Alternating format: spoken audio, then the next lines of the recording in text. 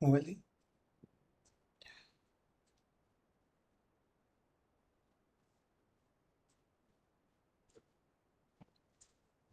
प्रणमो जनाणम।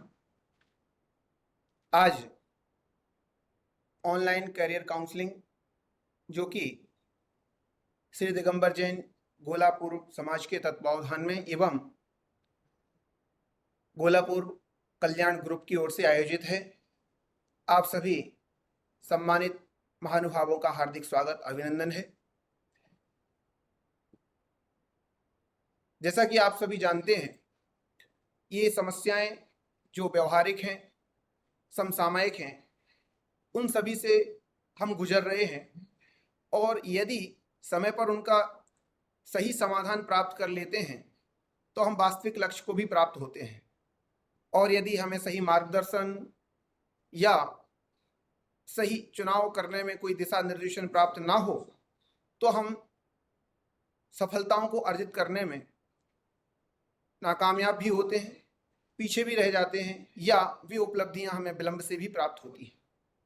ऐसी ही कुछ बातों को ध्यान में रखते हुए गोलापूर्व कल्याण ग्रुप के सेवा कल्याण ग्रुप के द्वारा करियर काउंसलिंग का जो आयोजन किया गया है, इसमें इस भारत देश के मूर्धन्य विद्वान मनीषी जो कि अपने विशेषज्ञ हैं, माननीय जिनकी अध्यक्षता आज हम सभी को प्राप्त होगी, माननीय श्री नरेंद्र कुमार जी जैन जो कि अतिरिक्त जिला परियोजना समन्वयक अधिकारी मध्य प्रदेश हैं, एवं आज जिनका हमें मुख्य आतिथ्य प्राप्त हो रहा है, माननीय डॉक्टर विपिन जी जैन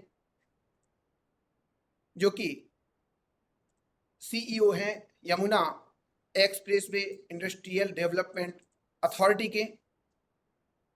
और साथ ही हमें सानिध्य प्राप्त हो रहा है माननीय श्री सौरभ जी जैन साहब जो कि इंदौर में पदस्थ हैं और कोचिंग क्लासेस के डायरेक्टर भी हैं। और मुख्य वक्ता के रूप में हमारे पास में जो सम्मिलित हो रहे हैं, जिनको हमें विशेष रूप से सुनने का अवसर प्राप्त होगा, वे हैं माननीय श्री दीपक जी कनौदिया साहब। ऐसे गणमान्य महानुभावों के द्वारा आज हम सभी दिशा निर्देशन प्राप्त करेंगे और युवा पीढ़ी को सम्यक मार्गदर्शन प्राप्त हो, इसके लिए एक इस उपक्रम में हम जुड़ करके और उसको सफलता की ओर लेकर के भी चलेंगे। इस महाअनुष्ठान का शुभारंभ हो इससे पूर्व ज्ञान ज्योति प्रज्वलित करने के लिए मैं आज इस अनुष्ठान, इस समूचे कार्यक्रम की जो अध्यक्षता कर रहे हैं माननीय श्री नरेंद्र कुमार जी जैन, अतिरिक्त जिला परियोजना समन्वयक अधिकारी मध्य प्रदेश, और आदरणीय श्री सौरभ जी जैन हमारे बीच में डॉक्टर विपिन जी साहब जुड़ गए हैं। मैं उनका हार्दिक स्वागत अभिनंदन करता हूं। और सर्वप्रथम यहाँ ज्ञान ज्योति प्रज्वलित करने के लिए ऑनलाइन ही हमारे बीच में जो डॉक्टर विपिन जी साहब हैं, उनसे भी निवेदन करूंगा कि वे भी ज्ञान ज्योति प्रज्वलित करने में सम्मिलित होवें। और आदरणीय माननीय श्री नरेंद्र कुमार जी जैन साहब, माननीय श्री सौरभ जी जैन साहब, श्रीमान राजेश कुमार जी जैन साहब, आदरणीय श्री राकेश जी जैन साहब, आदरणीय श्री विद्युत जी जैन साहब, ये सभी एक साथ यहाँ पर आकर के और ज्ञान ज्योति प्रज्वलित कर आज के इस कार्यक्रम का शुभारंभ करने जा रहे हैं। रुचिरुदीप्तिकरं शुभदीपकं सकल लोक सुखाकरमोज्ज्वलं तिमिरजालहरं प्रकरं सदा किल धरामि सुमंगलकं मुदा। ओम ह्रीं अज्ञानतिमिरहरं शुभदीपकं प्रज्वालयामि।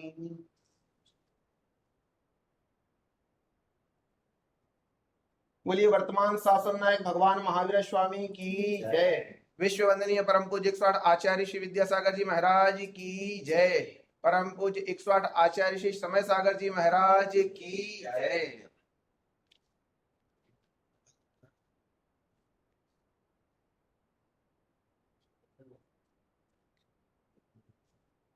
हमारे बीच आज इस कैरियर काउंसलिंग की अध्यक्षता कर रहे माननीय श्री नरेंद्र कुमार जी जैन साहब, जो कि अतिरिक्त जिला परियोजना समन्वय अधिकारी है मध्य प्रदेश, उनका सम्मान करने के लिए मैं निवेदन करता हूं। आदरणीय श्री राजेश जी जैन साहब, राकेश जी जैन साहब और विद्युत जी जैन साहब से कि वे उनका सम्मान करें।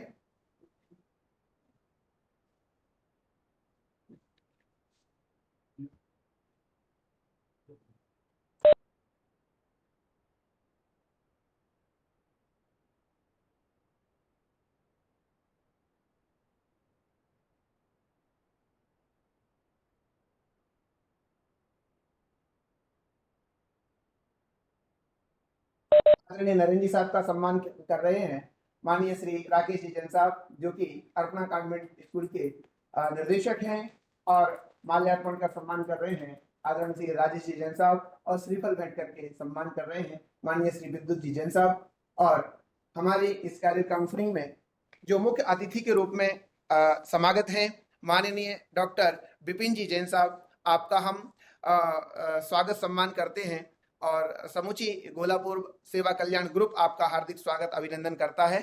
और चलें अब इस कैरियर काउंसलिंग को गति प्रदान करें, और मैं आमंत्रित करता हूं अविलंब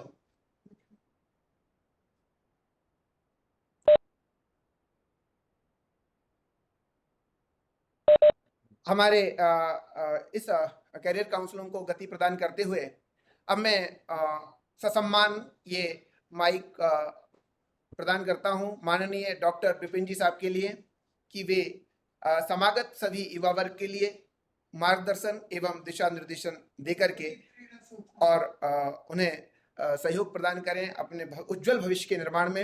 आप प्रेरणा स्रोत हैं इस समूचे, न केवल गोलापुर दिगंबर जैन समाज अपितु समूचे दिगंबर जैन समाज और समूचे भारतवर्ष के लिए आप गौरव हैं, प्रेरणा स्रोत हैं। आपको पाकर आज ये मंच, ये पटल गौरवान्वित है। आप अपना उद्बोधन देकर के हम सभी को कृतार्थ करें माननीय श्री डॉक्टर विपिन जी से। आप सभी को बहुत बहुत धन्यवाद। सभी स्वजन को सादर जय जिनेंद्र, मेरा नमस्कार। और मैं बहुत आभारी हूँ सर्वप्रथम तो गोला पूर्व सेवा कल्याण ग्रुप का, जिनके सौजन्य से, और श्री राकेश जैन जी का, वो मेरे फूफा जी भी हैं, तो राकेश फूफा जी का भी, कि जिनके सौजन्य से मुझे आज आप सबके बीच में आने का मौका मिला है। अगर हम करियर काउंसलिंग की बात करें तो स्पेशली जिन लोगों से आज हम डील करने वाले हैं, जो सारे लोगों ने ही अपने वीडियो ऑफ कर रखे हैं, वो सभी बच्चे हैं, अभी 10th और 12th के हैं। और कैरियर या कैरियर काउंसलिंग जैसे जैसे समय बदला है, बहुत तेजी से इसके मायने बदले हैं। मैं जो बात करूंगा आज वो बहुत स्पेसिफिक किसी स्ट्रीम की होकर नहीं होगी, जब वो सामान्य बात होगी। उसका कारण ये है कि मैं अपनी स्टोरी के थ्रू आप सभी को मुख्यतः ये बताना चाहता हूं कि कहीं पर रहकर भी कुछ भी करना संभव है। मेरा नाम विपिन जैन है। मैं टीकमगढ़ जिले के एक गांव है हटा, वहाँ से आता हूँ। और जो हम सभी की, जैसे हम सभी जितने बच्चे हैं, हम सभी की सामान्य जो पृष्ठभूमि है, उसी की तरह मेरी भी सामान्य पृष्ठभूमि रही है।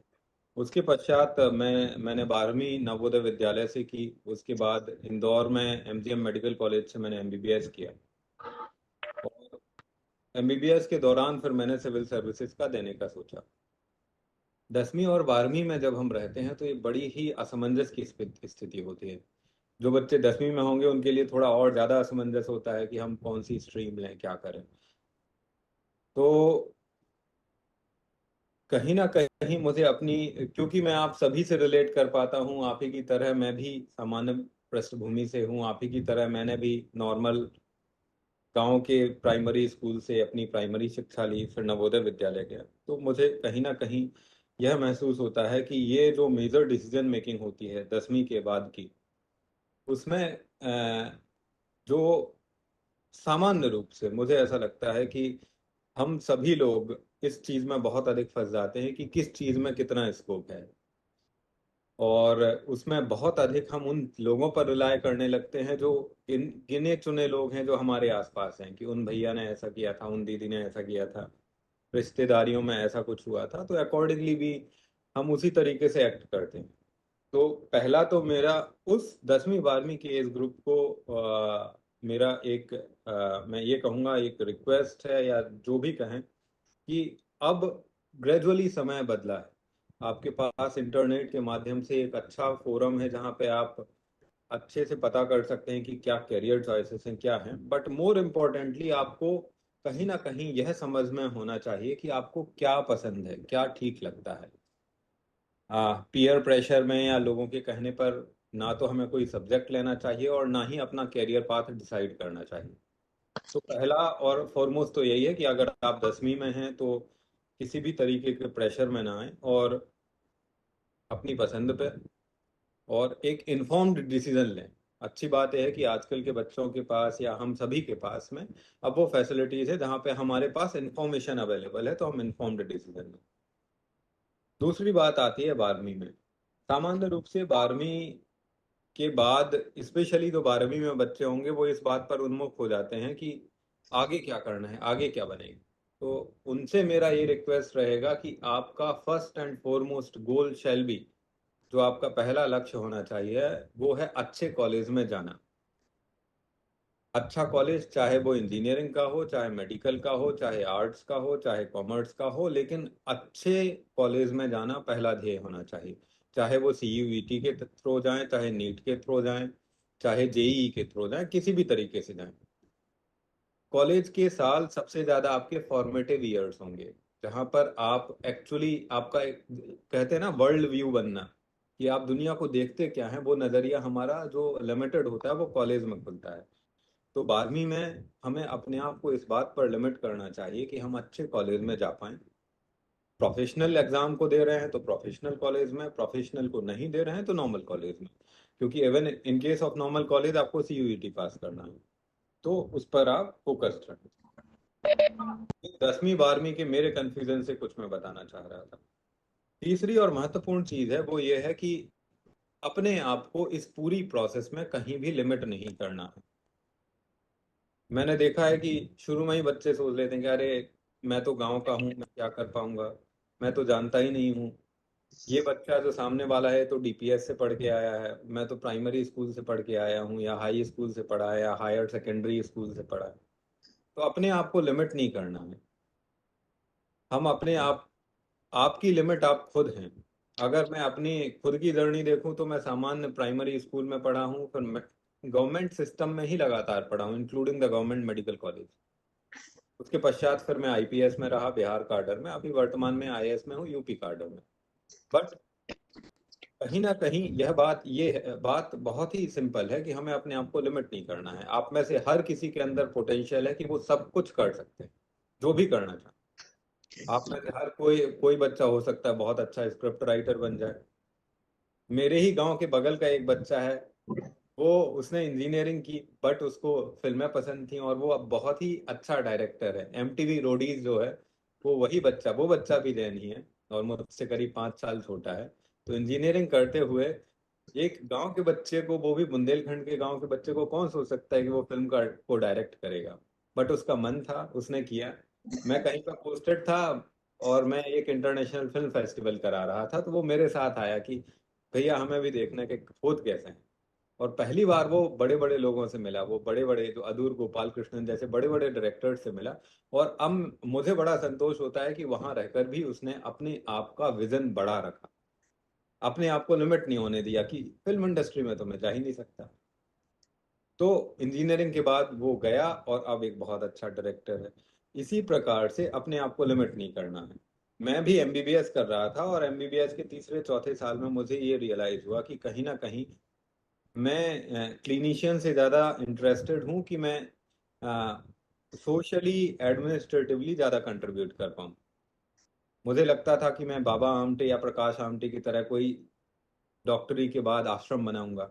बट मुझे लगा कि इससे अच्छा क्या है कि मैं सिविल सर्विसेज में जाऊं, तो मैं पूरे सिस्टम को ही उस तरफ डायरेक्ट कर सकता हूं। मैं अभी जिस जिले में हूं, जहां पर भी रहता हूं, जिस डिपार्टमेंट में रहता हूं, तो उस पूरे को एक नई गति दे सकता हूं। और भले ही उस हिसाब से देखें तो मैंने भी अपने आप को लिमिट नहीं किया। मेरे बैच में मेरे सारे बैचमेट जो मेडिकल के हैं, उसमें से 70-80% ने MD MS किया। कुछ एक लोगों ने रूरल सर्विस ज्वाइन की, कुछ एक लोग अब सुपर स्पेशलिटी कर चुके हैं। मैं अकेला हूं जो सामान्य उसमें नहीं था। और क्योंकि इंदौर में तो ट्रेंड भी नहीं है, मैं कभी दिल्ली भी नहीं गया, कहीं भी नहीं गया। तो अपने आप को किसी भी बच्चे को लिमिट नहीं करना। आप इस दुनिया में जो चाहें वो कर सकते हैं। अच्छी बात यह है कि हमारा जो समाज है वो बहुत ही क्लोज नेट है, छोटा सा समाज है। और उसके कारण से जैसे सिविल सर्विसेज की बात करें, क्योंकि मैं सिविल सर्विसेज से, तो हर कोई समझता है मैं उसके बारे में ज्यादा बात करूंगा। सिविल सर्विसेज के लिए जीतो नाम से एक बहुत अच्छा ऑर्गेनाइजेशन है, जिसके कारण बहुत सारे बच्चे लगातार निकले हैं। मैं खुद वहां से नहीं हूं, बट मैं उनको बहुत ज्यादा अप्रिशिएट करता हूं। मैंने सर्विसेज के में आने के पश्चात फिर मैं जीतो से जुड़ा हूं। लेकिन मैं बहुत अप्रिशिएट करता हूं कि ऐसी भी चीजें हैं जिनके द्वारा ऐसे बच्चे जिनके लिए बिल्कुल स्काई इज द लिमिट जिसे कहते हैं, उन सबको मदद हो पा रही है।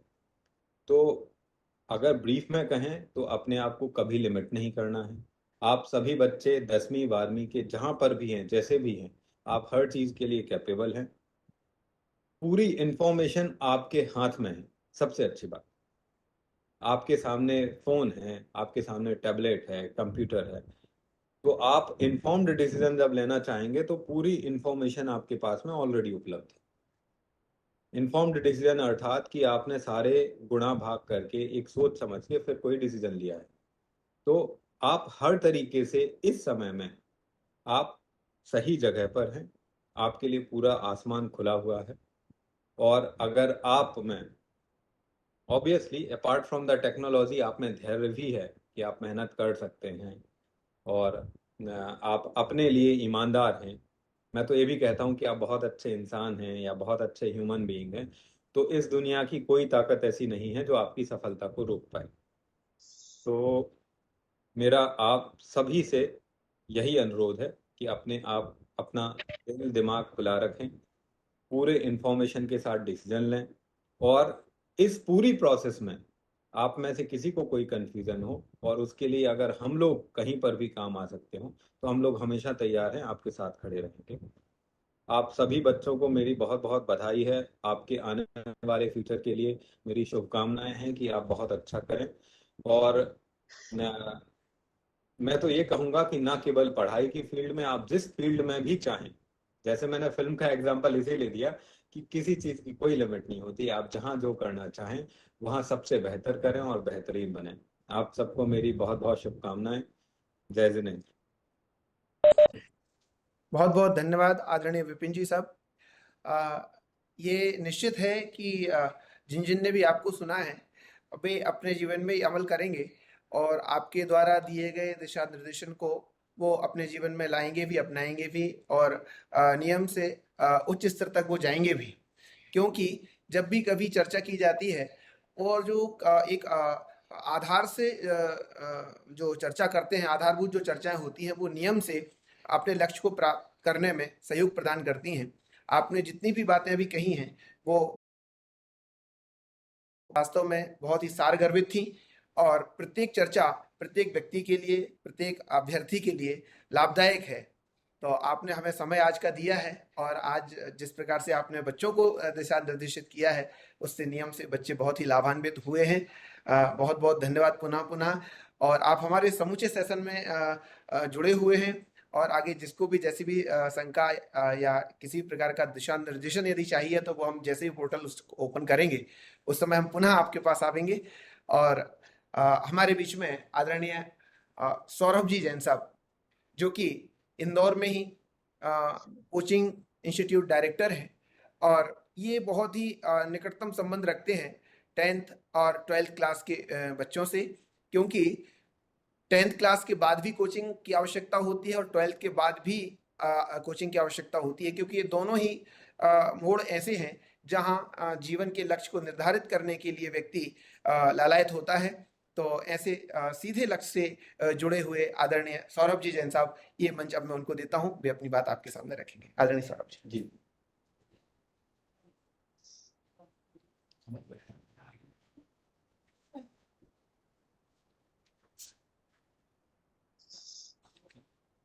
जय जिनेन्द्र बंधुओं, मेरा नाम सौरभ जैन है और बेसिकली मैं एक इंस्टीट्यूट पिछले 14 साल से एक इंस्टीट्यूट रन कर रहा हूँ, जहाँ पर डिफरेंट काइंड ऑफ क्वेश्चंस हमारे सामने रहते हैं।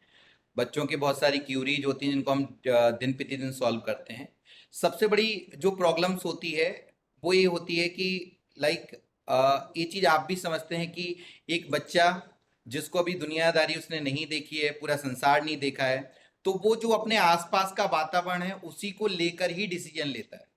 और हम हमेशा ये बच्चों को बोलते हैं कि जो ब्लाइंड लोग होते हैं तो वो उनके जो निर्णय होते हैं, अगर ब्लाइंड लोगों को सपने भी आएंगे तो उनको आवाजें ही सुनाई देंगी, मतलब उनको आवाजें सुनाई देंगी, उन्होंने क्योंकि दुनिया नहीं देखी है।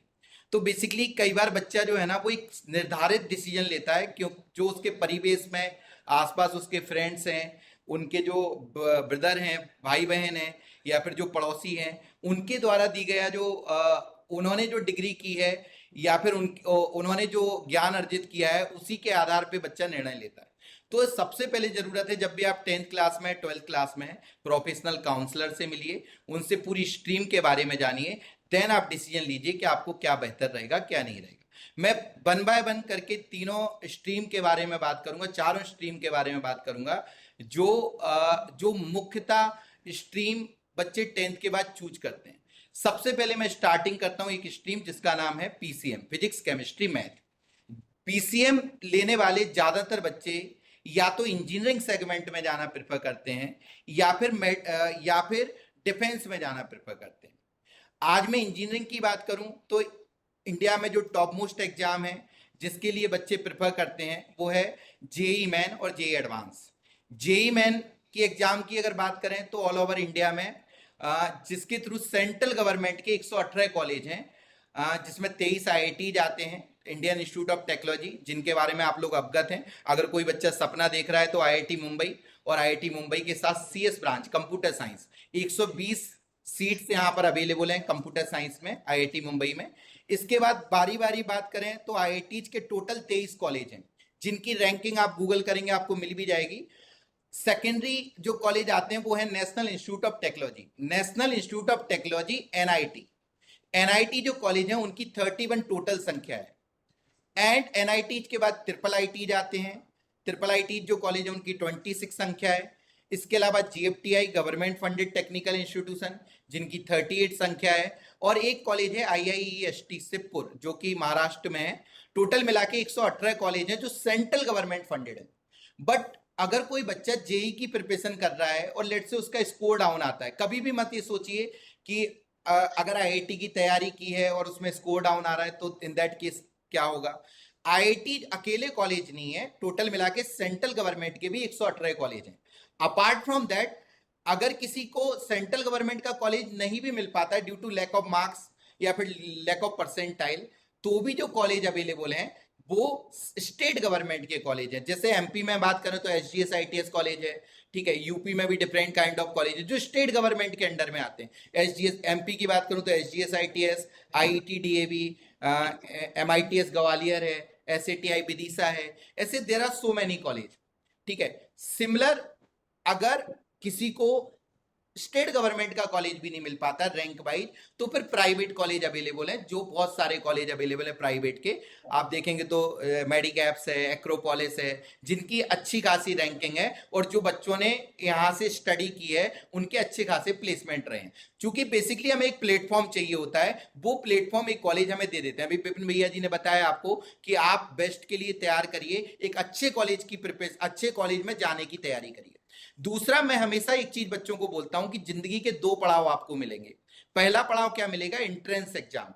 जितने भी आईआईटी की मैं बात करूं, नीट की बात करूं, आईएम का जो एग्जाम होता है, आईएम आईपी मैट के नाम से एग्जाम होता है जो कॉमर्स वाले बच्चे प्रिपेयर भी करते हैं, ठीक है। आईपी मैट का एग्जाम होता है। इन सारे ये एंट्रेंस एग्जाम है। एंट्रेंस एग्जाम का मतलब होता है किसी कॉलेज में एडमिशन का एंट्री गेट, जहां आप उस गेट को पार करेंगे तो आपको कॉलेज में एडमिशन मिल पाएगा। इस एंट्रेंस एग्जाम में अगर आप अच्छा स्कोर करेंगे तो आपको एडमिशन मिलेगा। सेकंड पड़ाव मैं बोलता हूं कंपटीशन। कंपटीशन को मेरी अपनी परिभाषा है। कंपटीशन का मतलब है जो गवर्नमेंट जॉब्स के लिए आपको एग्जाम देने हैं उनको मैं कंपटीशन बोलता हूं। जैसे बैंकिंग है, रेलवे है, यूपीएससी का एग्जाम है, एसएससी का एग्जाम है, तो इसके अकॉर्डिंग हमने एज का क्राइटेरिया भी बना रखा है। लाइक अगर आप 14, 15 साल, 16 साल की उम्र में हैं तो डेफिनेटली आपको एंट्रेंस की तैयारी करनी चाहिए, क्योंकि आप जब एंट्रेंस की तैयारी करेंगे तो स्वाभाविक है आपका आईक्यू लेवल डेवलप होगा, ठीक है। और स्वाभाविक है आज हमारी समाज जो जैन समाज है, हम जब भी कोई रिजल्ट देखते हैं तो ज्यादातर रिजल्ट एंट्रेंस एग्जाम में जैन समाज के रहते ही रहते हैं। लेकिन किसी वजह से अगर एंट्रेंस में भी बच्चा परफॉर्म नहीं कर पाता है तो फिर हमारे पास चांस है कंपटीशन, मतलब यूपीएससी है या फिर अदर एग्जाम्स हैं, बैंकिंग है, रेलवे है, एसएससी है, जो अदर एग्जाम्स हैं उनके लिए भी रास्ते खुले हुए हैं। और मेरा जो खुद का एनालिसिस रहा है उसमें जितने भी कॉम्पिटिटिव एग्जाम हैं उसमें जनरली जो एज का क्राइटेरिया होता है वो 21 ईयर्स होती है। तो आप 14-15 साल की उम्र में जो तैयारी करें वो एंट्रेंस एग्जाम की तैयारी करें, बट कंपटीशन के लिए जो तैयारी का आपको क्राइटेरिया मिलेगा वो 21 साल के अराउंड मिलेगा। जैसे यूपीएससी की एज के लिए क्राइटेरिया की बात की जाए तो 21 साल की उम्र है, ठीक है। पिछले साल जो यूपीएससी में बच्चे सेलेक्टेड थे तो उनमें टॉप 10 की जब रैंक निकाली गई तो उसमें से 5 बच्चे जो है इंजीनियरिंग डिग्री होल्डर थे। तो बेसिकली अगर आपका यूपीएससी भी गोल है, still you can go for engineering as well as medical as well as commerce stream में आप आईपी मेट एमबीबीए भी टॉप कॉलेज से कर सकते हैं। तो आप अगर पीसीएम ग्रुप से हैं तो पहला आपको मैंने इंजीनियरिंग सेगमेंट बताया जिसमें कॉलेजों की कोई कमी नहीं है। इंडिया में मोर देन 4000 कॉलेज हैं जिसमें से ऊपर के 200 कॉलेज ऐसे हैं जिनकी रेपुटेशन बहुत अच्छी है। आप आईआईटी तक सीमित ना हो, अगर आईआईटी नहीं मिल रहा है तो don't worry about it, try your best. इसके बाद भी बहुत सारे कॉलेज हैं। Now we comes on medical. आज 5 तारीख है, हम 5 तारीख को बैठे हैं। आज मेडिकल का एग्जाम है, नीट का एग्जाम है, जिसमें पूरे इंडिया से 23 लाख बच्चे बैठे हैं, 23 लाख स्टूडेंट बैठे हुए हैं, सॉरी 25 लाख स्टूडेंट बैठे हैं, 24,83,000 बच्चों ने फॉर्म भरा हुआ है। मतलब हम लोग हमेशा बच्चों को बोलते हैं कि देखिए जहां गुड़ होगा ना वहां चींटी आएगी। मतलब सीधा है कि जहां होप है, जहां आशा है, वहीं बच्चे मूव करेंगे। आज 24 लाख बच्चा अगर मेडिकल का एग्जाम दे रहा है तो सबसे ज्यादा हम बच्चों को गाइड करते हैं कि अगर करियर में अगर बेस्ट करियर कोई है तो मेडिकल स्ट्रीम है, जो कभी डाउन नहीं होने वाली है। क्योंकि मेडिकल में डॉक्टर्स एक होता है ना, तो डॉक्टर्स के अंडर में भी बहुत सारे लोग सब कोऑर्डिनेटर काम करते हैं। और जैसे एक कंपनी काम करती है, एक फैक्ट्री काम करती है, 24 घंटे की रिक्वायरमेंट होती है, वैसे ही मेडिकल स्ट्रीम में भी पेशेंट की केयर के लिए 24 घंटे की रिक्वायरमेंट होती है। तो बेसिकली आज 24 लाख से ज्यादा बच्चा, 25 लाख स्टूडेंट, 4,83,000 आज मेडिकल का एग्जाम दे रहे हैं आज जब हम बैठे हैं आपके सामने। तो बेसिकली 24,83,000 बच्चा अगर मेडिकल का एग्जाम दे रहा है तो स्वाभाविक है आगामी साल में इससे संख्या ज्यादा ही होगी, क्योंकि गवर्नमेंट ने नए मेडिकल कॉलेज बहुत सारे ओपन कर दिए हैं। न्यू मेडिकल ओपन हो गए, न्यू मेडिकल कॉलेज ओपन हो गए। एंड मैं अगर मैं तहे दिल से बताऊं आपको तो स्वाभाविक है कि आपको डिसीजन अगर मेडिकल की लाइन में लेना है तो यू शुड स्टार्ट अर्ली। आप 10th का बेस मजबूत बनाइए, फिजिक्स, केमिस्ट्री, बायो, मैथ पे पकड़ अच्छी बनाइए, क्योंकि बेसिकली मेडिकल स्ट्रीम में कंपटीशन अब ह्यूज हो गया है। पिछले साल 720 में से 720 नंबर लेके आने वाले बच्चे भी 5 थे, कोई एक बच्चा नहीं, 5 बच्चे। 720 का टोटल स्कोर होता है मेडिकल की लाइन में, 720 आउट ऑफ 720 स्कोर लेके आने वाले भी 5 बच्चे थे। एंड जेई में तो एक मैजिक हो गया। क्या मैजिक हो गया वो भी मैं आपको बता दूं कि 2019 एक ऐसा सेशन था जब हम लोग चर्चा कर रहे थे कि पहली बार कोई ऐसा बच्चा था जिसने 300 में 300 नंबर गेन करे। 300 में 300 नंबर गेन करने वाला पहली बार 2019 में एक बच्चा मिला। एंड 2024 जिस साल हम बैठे हुए हैं, इस साल 56 स्टूडेंट गॉट 300 आउट ऑफ 300। तो एनालिसिस किया गया कि क्या कारण है कि बच्चे जो है ना वो 300 में 300 नंबर लेके आने वाले भी टोटल मिला के 56 बच्चे हैं। इसका कारण है कोचिंग की स्ट्रेटजी। कोचिंग आज छोटी क्लास में ही बच्चों को जेईई की तैयारी करना चालू कर देते हैं, ठीक है। 9th क्लास में जनरली बच्चों को प्रिपेयर्ड प्रिपरेशन मिलने लगती है, जहां वो बच्चा जेईई की प्रिपरेशन करने लगता है। तो आज आप मेडिकल में अगर करियर बनाना चाहते हैं तो मेडिकल में अराउंड 60,000 गवर्नमेंट सीट हैं, इसके अलावा भी 70,000 प्राइवेट सीट्स अवेलेबल हैं। अगर आप मेडिकल में स्ट्रीम में करियर बनाना चाहते हैं तो NEET is a best option. अगर आप 11th क्लास में इंटर हो रहे हैं तो start your preparing for NEET as early as possible. आप जल्दी प्लानिंग करें, क्योंकि जितना आप लेट होंगे कंपटीशन ह्यूज है। जनरल कैटेगरी में जो कट ऑफ जाता है, आप ये मानिए 730 740 के नीचे गवर्नमेंट कॉलेज मिलने के चांसेस ना के बराबर हैं, इसलिए जल्दी प्लानिंग करिए। अपार्ट फ्रॉम दैट अगर मैं बात करूं मेडिकल के अलावा जो हमारे पास स्ट्रीम है कॉमर्स, कॉमर्स में मैं बच्चों को हमेशा गाइड करता हूं कि कॉमर्स में भी कोई स्कोप की कमी नहीं है। बट कॉमर्स में जनरली एक माइंडसेट लोगों का ये होता है कि जो बच्चे थोड़े से पुअर नंबर लेके आते हैं वो कॉमर्स स्ट्रीम में चले जाते हैं। नथिंग इज लाइक दैट, ऐसा कुछ भी नहीं है। अगर आपका विजन क्लियर है, आपका लक्ष्य क्लियर है, तो आप कॉमर्स लेकर तैयारी करें। और कॉमर्स में मैं सजेस्ट करता हूं कि एक आईपी मैट के नाम से एग्जाम होता है। आईपी मैट जो एग्जाम होता है वो स्पेशली जो Indian institute of management college हैं, आईआईएम कॉलेज हैं, जिनमें बीबीए इंटीग्रेटेड प्रोग्राम देता है, बीबीए प्लस एमबीए, जो कि जो आज आईआईएम इंदौर भी दे रहा है, आईआईएम रोहतक भी दे रहा है। आप चाहें तो अगर कॉमर्स स्ट्रीम ले रहे हैं तो आप आईआईएम के लिए जो BBA 5 years integrated programme IIM Indore, IIM Rohtak देता है, आप उसके लिए तैयारी कर सकते हैं। इस इंटीग्रेटेड प्रोग्राम का बेनिफिट आपको क्या होगा कि आप कॉमर्स में अकाउंट, इकोनॉमिक्स, बिजनेस स्टडी के अलावा हिंदी, इंग्लिश लैंग्वेज की पढ़ाई करेंगे तो आपका, अगर आप आईपी मैट की तैयारी करते हैं तो आपका रीजनिंग पोर्शन स्ट्रांग होगा। इसके अलावा आपका एप्टीट्यूड भी स्ट्रांग होगा, जो फर्दर आने वाले हर एग्जाम में पूछा जाएगा। इट मीन्स क्लियर है, अगर आप कॉमर्स लेके कंपटीशन की तैयारी करना चाहते हैं तो कॉमर्स में there are so many scope, like आप बीकॉम कर सकते हैं, ऑनर्स कर सकते हैं। इसके अलावा आप कंपटीशन में आईपी मैट वगैरह की तैयारी कर सकते हैं। कॉमर्स में सीए, सीएस की तैयारी आप कर सकते हैं। तो 3 जो मेजर स्ट्रीम है उसके बारे में मैंने डिटेल में आप लोगों को बता दिया है।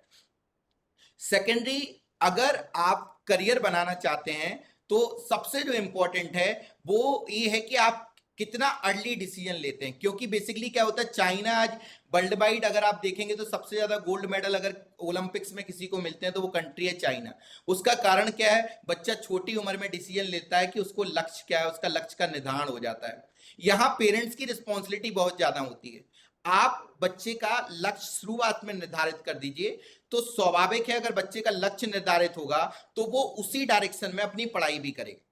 क्योंकि basically there are so many things to study, पढ़ने के लिए बहुत कुछ है, बट अगर स्पेसिफिक पढ़ाई होगी तो ही कंपटीशन एग्जाम निकलेगा। तो कंपटीशन एग्जाम में अगर आपको करियर बनाना है, कोई भी कंपटीटिव एग्जाम को अगर आप निकालना चाहते हैं तो आप अर्ली डिसीजन लीजिए। अर्ली डिसीजन से आपके हित में रहेंगे। यही मेरा बच्चों को सजेशन भी है। और स्पेसिफिक अगर किसी के कोई डाउट होंगे तो आप बेस्ट सॉल्यूशन कोचिंग है, हमारा इंस्टीट्यूट है इंदौर में, आप कभी भी आके कोई डाउट भी पूछ सकते हैं। स्पेसिफिक जो भी नॉलेज की आपको रिक्वायरमेंट है वहाँ 1 to 1 आपकी काउंसलिंग भी हो जाएगी। ठीक है ना सर? हाँ जी, 12th क्लास, जी सर, मैं 12th क्लास की जहां मैं बात करूं, 12th क्लास के भी बहुत सारे बच्चे हैं, तो स्वाभाविक है उन्होंने अपना स्ट्रीम ऑलरेडी चूज कर लिया होगा और they must be preparing for competitive exam. अगर नहीं भी किया है तो आप ड्रॉप लीजिए, 1 साल और तैयारी कर सकते हैं आप। और मैं ड्रॉप लेने का सजेशन इसलिए देता हूं क्योंकि देखिए आज जितनी भी कंपनियां किसी भी कॉलेज में आती हैं तो कंपनियों का एक पर्टिकुलर टाइम होता है जब वो आपको प्लेसमेंट देंगी। जैसे अगर कोई बच्चा इंजीनियरिंग कर रहा है तो स्वाभाविक है वो उसकी जो प्लेसमेंट होगा वो या तो 3rd ईयर में होगा या 4th ईयर में होगा। ठीक है, 3rd ईयर और 4th ईयर में प्लेसमेंट के लिए कंपनियां आएंगी। इन दैट केस वो आपका जब इंटरव्यू लेंगी, जब आपका परफेक्शन लेवल देखेंगे, अगर आप फिनिश्ड हैं, आप ऑलरेडी प्रिपेयर्ड हैं, तो आपको प्लेसमेंट मिलेगा। इन केस अगर आप प्रिपेयर्ड नहीं है then you are out of college, आप कॉलेज से निकलने वाले हैं। क्योंकि स्वाभाविक है आपका 4th ईयर होगा, आप लीव कर देंगे कॉलेज। मतलब कॉलेज ने तो अपनी रिस्पॉन्सिबिलिटी प्रोवाइड कर दी है, कॉलेज ने अपनी रिस्पॉन्सिबिलिटी प्रोवाइड कर दी है, कॉलेज ने आपको एक प्लेसमेंट प्लेस प्रोवाइड कर दिया है, but it up to you कि अब आप प्लेसमेंट ले पाते हैं या नहीं ले पाते। इन दैट केस आप अगर 1 साल ड्रॉप ले लेंगे तो हो सकता है आप अपने लेवल को प्रिपेयर कर लेंगे। इंडिया में इसको ड्रॉप बोला जाता है, जनरली फॉरेन में इसको अपग्रेड ईयर बोलते हैं कि 1 साल हम अपने आप को अपग्रेड कर लेते हैं। ठीक है, तो ड्रॉप लेना कभी भी वाइज डिसीजन होता है क्योंकि यहां आप अपने आप को प्रिपेयर करते हो।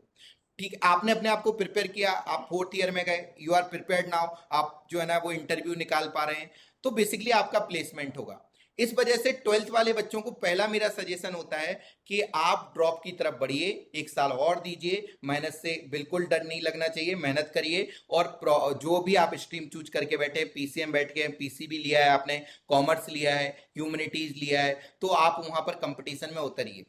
एंड जहां तक मैं 12th क्लास के बच्चों को बोलूंगा तो ये बोलूंगा कि देखिए आज आप इस चीज का एनालिसिस जरूर करिए। अगर आप 12th में इंटर हुए हैं तो मैं इस चीज का आपको एक क्लियर कट आइडिया दे देता हूं कि जेई का एग्जाम में इस साल मेरे पास बहुत सारे बच्चे आए हैं, मेडिकल में ही बहुत सारे बच्चे आए हैं।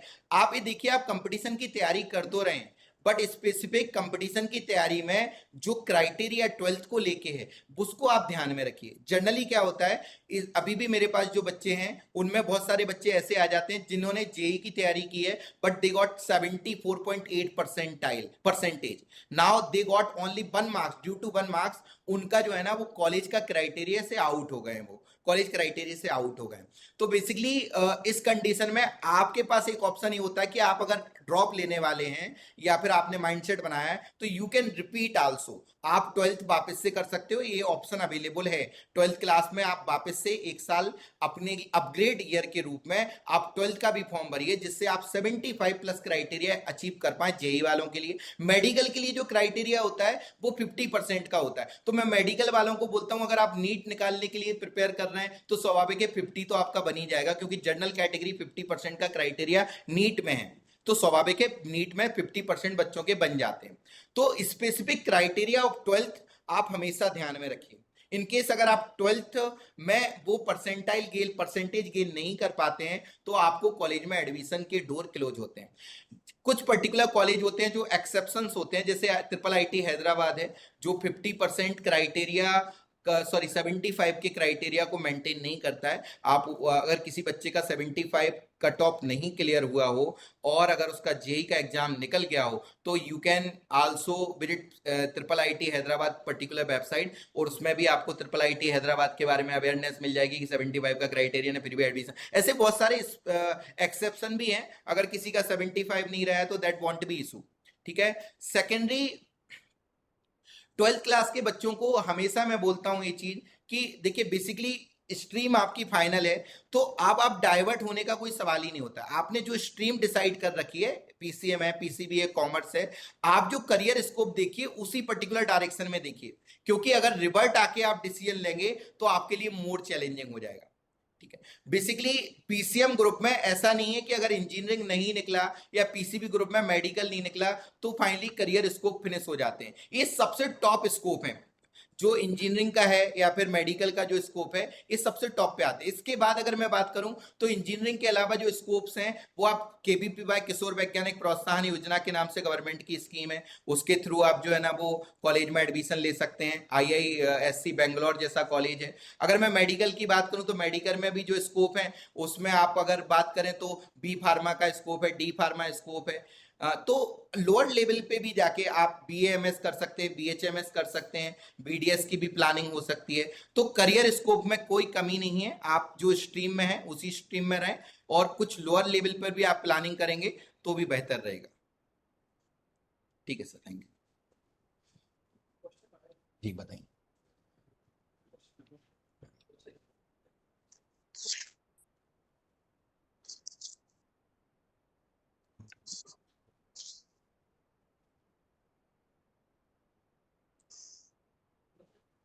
एक्सक्यूज मी सर, मेरा एक जी डाउट है।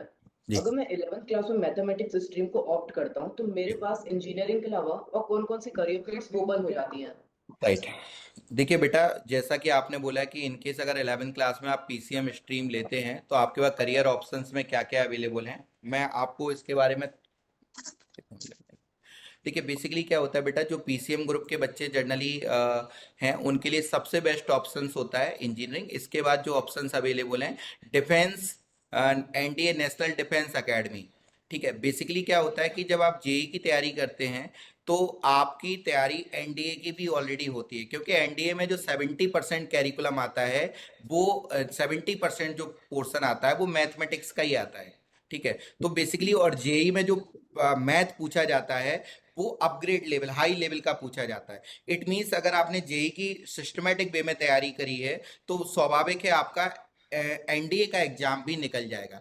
इसके अलावा पीसीएम देखिए अपर स्ट्रीम है, पीसीएम से नेविगेशन हमेशा अलाउ होता है। लेट से अगर आप पीसीएम लेते हैं और फर्दर सालों में आपको ऐसा लगता है कि मुझे पीसीएम में वो स्कोप नहीं मिल रहा है तो फ्यूचर में आप जाके कॉमर्स स्ट्रीम की तरफ भी मूव हो सकते हैं, बट कॉमर्स में ये ऑप्शन अवेलेबल नहीं है। इनकेस अगर आपने कॉमर्स ले लिया तब आप जाके किसी भी कंडीशन में पीसीएम के कोई भी स्ट्रीम में नहीं जा सकते, पीसीएम के किसी भी करियर में प्लान नहीं कर सकते। तो फ्यूचर में नेविगेशन इज अलाउड इट। अगर आपने पीसीएम लिया है तो आप फ्यूचर में जाके एमबीए भी कर सकते हैं, आप बीसीए भी कर सकते हैं, bachelor in computer application. And defence is one of the best scope in PCM, है ना। रिसर्च में जाना है तो केवीपीवाई का एग्जाम होता है, किशोर वैज्ञानिक प्रोत्साहन योजना के नाम से एग्जाम होता है, वो भी हम दे सकते हैं। और भी कोई एंड सर, ऐसे कोई एग्जाम्स में अगर अपियर होना है तो उनके लिए कोई गवर्नमेंट द्वारा एक एज लिमिट स्पेसिफाइड होती है या फिर? या बिल्कुल बेटा, एनडीए के लिए जो एज लिमिट है वो 19 ईयर्स की एज लिमिट है बेटा, है ना। इसमें क्या हो सकता है, जैसे मैं एक एग्जांपल दूं, अभी पिछले साल ही एक बच्चा था जिसने जेई की तैयारी की, तो जेई की तैयारी करके ही गॉट 98.4 परसेंटाइल, 98.4 परसेंटाइल हमारा ही स्टूडेंट था। तो उसने क्या करा, एनआईटी कुरुक्षेत्र में एडमिशन ले लिया।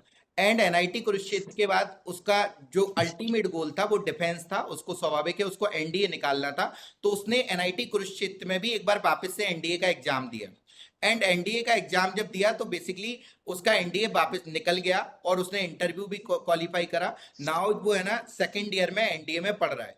तो बेसिकली अगर आप ये चाहते हैं कि स्पेसिफिक एज की अगर मैं बात करूं तो बेसिकली स्पेसिफिक एज कोई डिसाइड नहीं होती है, लेकिन एनडीए डिफेंस एक ऐसी जॉब है जहां पर एज का क्राइटेरिया हमेशा ही रहता है, क्योंकि डिफेंस को जो जरूरत होती है वो यंग यूथ की ब्रिगेड की रिक्वायरमेंट होती है।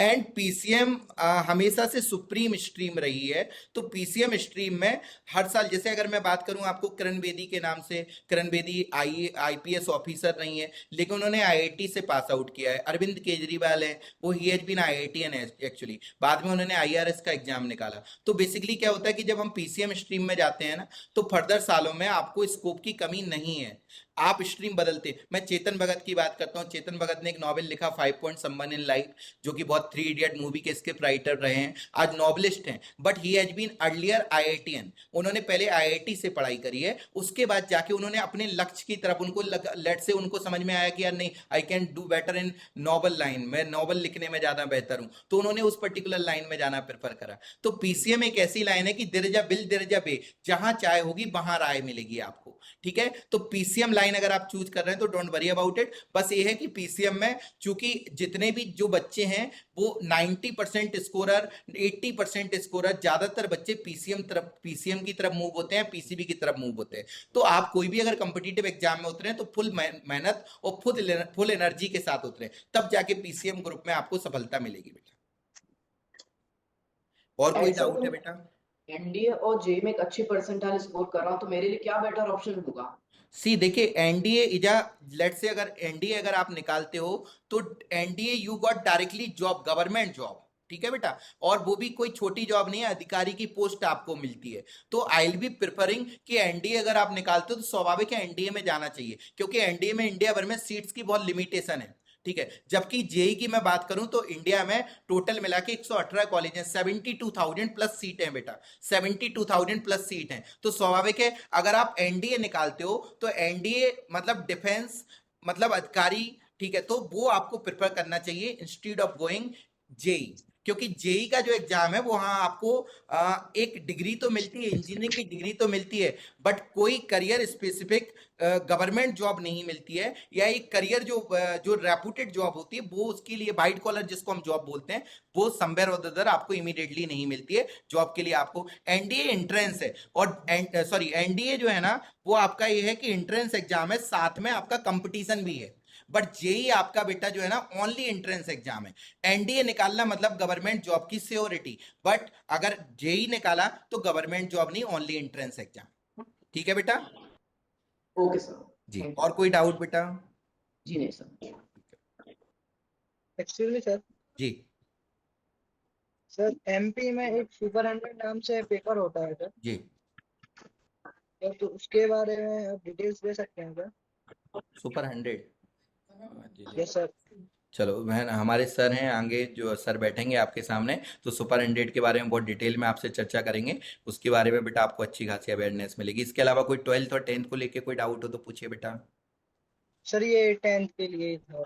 जी, सुपर 100 आई थिंक कोई कोचिंग है वो जो कोचिंग प्रोवाइड कर रही है, तो एंट्रेंस एग्जाम लेंगे सर, आपको स्पेसिफिक में डिटेल देंगे बेटा, है ना, थोड़ा डिटेल में आपको सर एक्सप्लेनेशन दे देंगे। हाँ, और कोई डाउट है किसी का?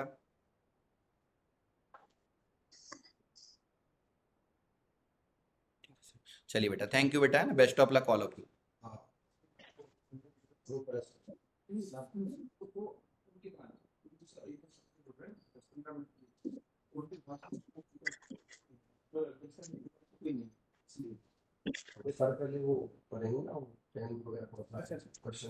आइए सर, थैंक यू।